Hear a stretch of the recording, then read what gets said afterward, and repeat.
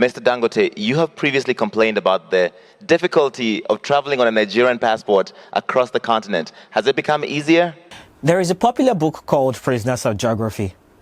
It argues that nations are trapped by their mountains, their rivers, and their oceans. But if you're African, you know that isn't the whole story. We aren't just trapped by the Sahara or the Atlantic. We're trapped by a small booklet of paper. We're prisoners of a different kind of geography, in this case, political geography. Look, let me tell you a story about two men. Let's call them Tunde and Thomas. Tunde is a software engineer from Lagos. He earns about $80,000 a year working for a tech startup out of San Francisco remotely. He's the definition of stability. Thomas is a broke backpacker from Berlin. But you see, at some point, both of them want to go to New York, USA. Thomas pays $21 for an online visa and packs his bag. Tunde, well, as of today, because he's a Nigerian, he's facing a suspended visa process and a potential $15,000 bond just to prove he won't run away. Tunde is rich. Thomas is broke. But Tunde is the prisoner. Today, we're talking about why the most ambitious people on this continent are trapped by their location. Why the passports issued by African countries is perhaps the heaviest luggage you will ever carry. And that story isn't fiction, it's the reality for millions of us. When we look at the Henley Passport Index for 2026, the data is embarrassing. The bottom of the list is dominated by African nations.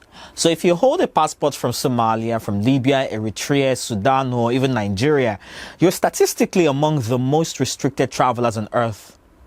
On average, these passports give you visa-free access to fewer than 50 countries. And let's be honest, most of these countries are not global economic hubs.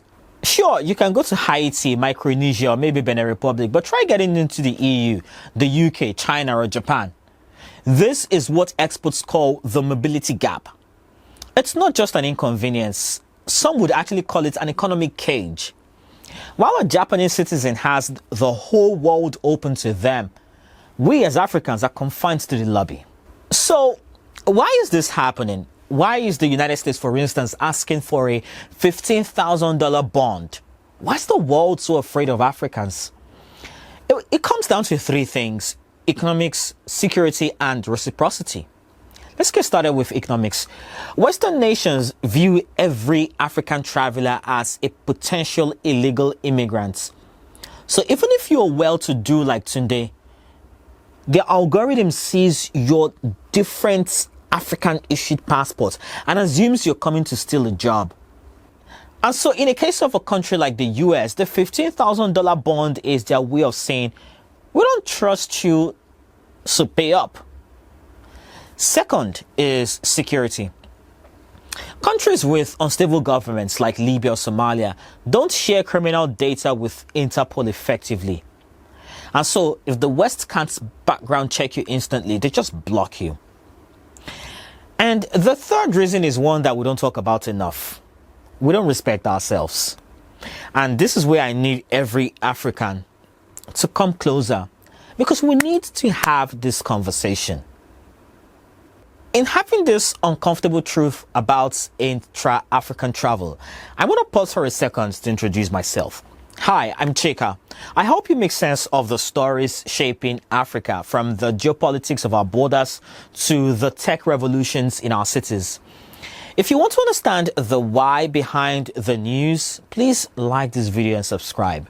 We're building a community of people who are bullish in Africa, but honest about its challenges. So join us, okay? Now let's talk about the enemy within. The hell that is intra-African travel. You see, we love to scream at the Americans, but have you tried to travel from Lagos to Algiers, or from Nairobi to Lagos, or from Togo to Luanda?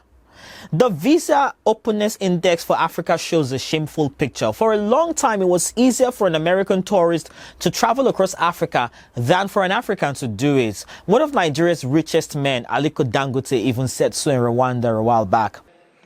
Even an hour ago, I complained to President Kagame. At least you can come here visa-free. No, here is a best example, but I told him that, yes, as an investor, as somebody who really wants to make Africa great, I have to now apply 35 different visas on my passport. And I told Mr. President, I said, Mr. President, I really don't have the time to go and be dropping my passports in embassies to get a visa. But you see, the most annoying thing is that, yes, if you are treating everybody the same, then I can understand. You know, I can assure you, Patrick doesn't need 35 visas.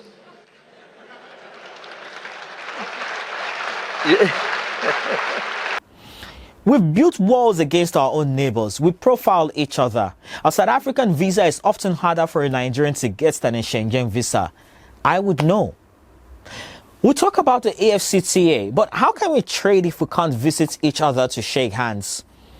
The prisoners of Africa aren't just jailed by Europe. We are jailed by our own brothers. The map of Africa is still drawn in colonial link. What are we actually doing? And this brings us back to the cost, because being a prisoner is expensive. Think about the trust tax, that $15,000 bond that the US makes, for instance, a Nigerian deposit. It's more than just a deposit, it's capital that is tied up, useless. Think about the non-refundable visa fees. In 2025 alone, Africans lost millions of dollars in rejected visa applications. It looks like wealth transfer to me, because that is money leaving the continent for absolutely nothing in return. It is estimated that African entrepreneurs lose billions of dollars in opportunities every year simply because they cannot be in the room where the deal is signed.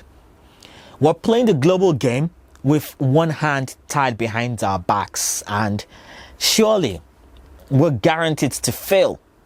So how do we break out of this prison? I'd bet that it starts with policy.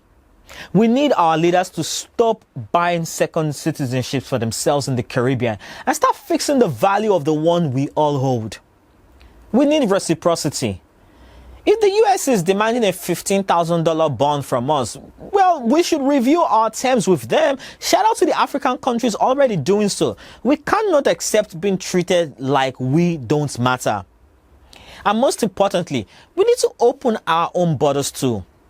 We cannot demand freedom from the world if we refuse to give it to each other. Africans, we need to wake up. What are we doing? Until we do all of this, talents like Tunde, who I spoke about at the beginning of the story, will always be a prisoner, no matter how much money they make.